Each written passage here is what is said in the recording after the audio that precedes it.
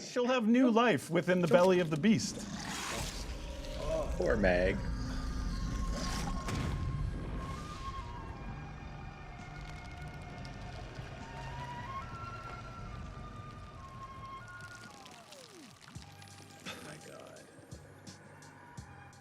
Salutations everyone, my name is Silta and welcome to the video. As some of you may already know, Warframe is introducing a chop shop like system to their game where you can sacrifice and mix and match your Warframe abilities. It's called the Helminth system and it's essentially the infested biomass that runs your ship's organic parts as stated by Ordist, who deems it as a necessary evil, albeit grudgingly. I'll briefly go over the highlights worth mentioning that is important to this new system that I think everyone should know, so let's begin. As I already stated, the Helminth system will allow players to alter their Warframe's power kits, mixing the different powers of different Warframes. There are a lot of limits to this system as they stated at TennoCon, and I will be going over those. If you want to obtain a Warframe ability, you must first sacrifice the Warframe with said ability. The process takes 24 hours, but you basically kill your Warframe and it gets absorbed or subsumed by the Helminth. It then takes one predetermined Warframe ability and it learns it after 24 hours of waiting.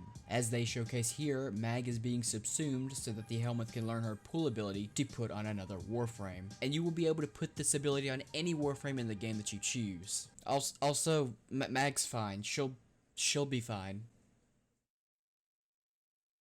The abilities that you get from these frames are predetermined, meaning each frame has one ability that the Helminth can learn. All of these abilities are predetermined and have been selected by DE themselves, there's no randomness to them, and all of these learned abilities are permanently added to the Helminth and you can put on any other Warframe. However, the Helminth will not learn any signature abilities that are especially unique to that Warframe. For example, Excalibur's Exalted Blade, Necros's Desecrate, and so forth. Just don't expect to put any fourth abilities on your Warframe either. There's a limit to how many abilities you can put on a Warframe at a time. The team stated that a Warframe can have only one ability added to their power kits. If you want a new one, you'll have to remove or swap out the currently placed ability. You can also set the ability in a mod configuration slot and it won't affect the other configurations power kits. So for example, on configuration A you can have your default Excal abilities, but on configure B you can have Vault's Shock or Mag's Pull. This way you just swap between loadouts and you will have variety in a single frame.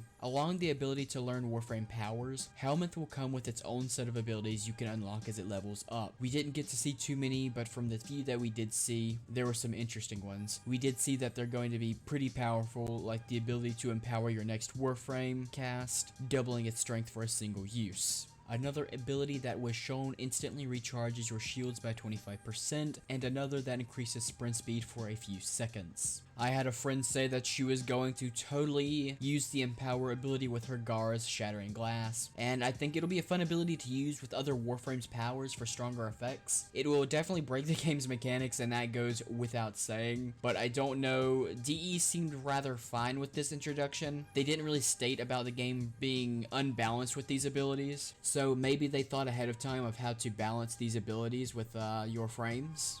The dev team said on stream that you will not be able to subsume Prime or Umbra frames. You can apply abilities to Prime and Umbra frames, but you will not be able to subsume them. Must be very clear to everyone, and that's completely understandable. From both a lore reason and a gameplay reason, Primes would have the same abilities as the standard frames, the only difference being Primes are often vaulted for months or even years, so people can't obtain them as easily. They're a lot more valuable to the community, so it's understandable that you will not be able to sacrifice and waste Prime frames like this. Another more useful and exciting feature is the ability to feed every resource in the game to the Helminth to make upgrades or subsume frames. For veterans who have hundreds of thousands of materials sitting in their inventories, this will be an easy task. You don't have to worry too much about it. I hope the price is costly so that the people will need to farm again for these materials. This is something I plan on spending a lot of time on, so if it gives me a reason to whip out my Necros and just begin to desecrate levels for 25 minutes to get resources, I'm all for that. I love farming materials in Warframe, and if I have to feed my Helminth so he grows into a big baby boy, then by all means I will do what daddy has to. What am I even saying?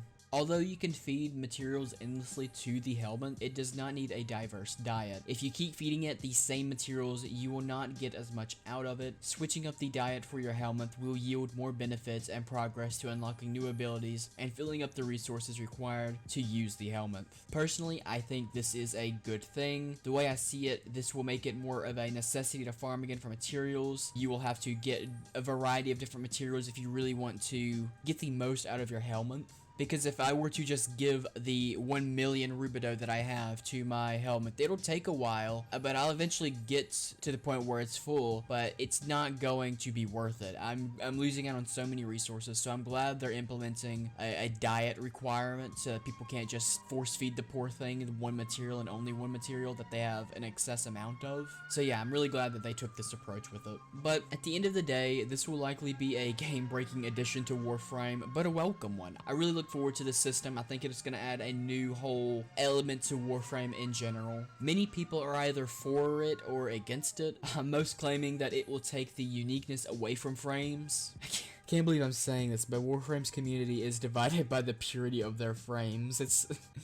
It's like dog breeders at this point. A lot of elitists are going to be snobby about their frames with mixed power kits like they're mutts. It's as if Warframes are going to be pure breeds that shouldn't be hybridized, or else they're just rejected by the higher class, and I think that's hilarious. But I can see where they are coming from. They're just afraid that a Grendel will have better Trinity abilities than them, making their frame obsolete. Tell me what you guys think though. Are you for it or against it? Please let me know in the comments down below what you think, because I'm really looking forward to this, and I just want to know everyone's opinion on the matter. If you guys enjoyed this video, please give it a like and subscribe. Really, please do. If you really enjoy my content, support me. It really helps me grow. And I've been making a lot of TennoCon videos this past week, recapping everything we know so far. I stay up every night, at least trying to make one video. So if you want to be updated when I upload, just subscribe. You'll get notifications. You'll see me in your recommended. Just let me know what you guys think. I also have a Discord server for everyone to join, especially Warframe players.